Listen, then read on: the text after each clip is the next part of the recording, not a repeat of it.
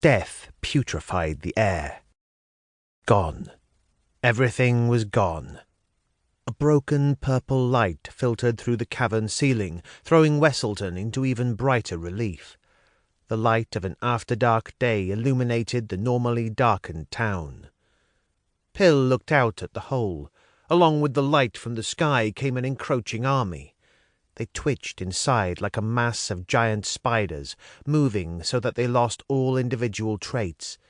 It was a rolling wave of green and purple scales, a bit of muscled skin here, a flash of red eyes, a gleam of boned fangs. Pill supposed he should feel frightened. Barbek are fear itself, and there were so many. But he only felt a grotesque interest in the way that they moved, how they clung like roots to the dirt, how they moved with such ferocious speed. They had already begun to overtake the edges of Wesselton.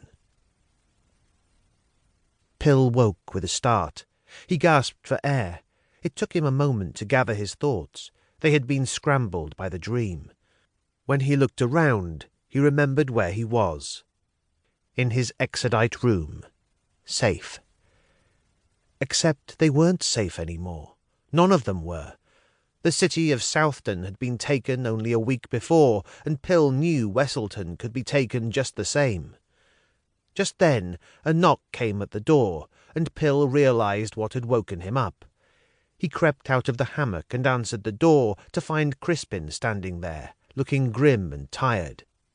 Hi. This is for you, Pill. Crispin handed him a note. It's from the captain. And without another word, he turned around and hurried away. Pill looked at the note curiously. Could this be what he thought it was?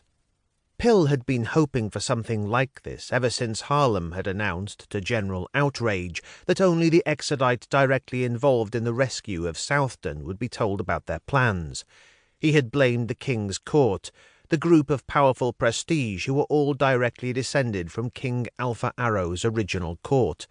But he had also hinted that it was for the best. The court would plan for them. The prestige would decide their fate.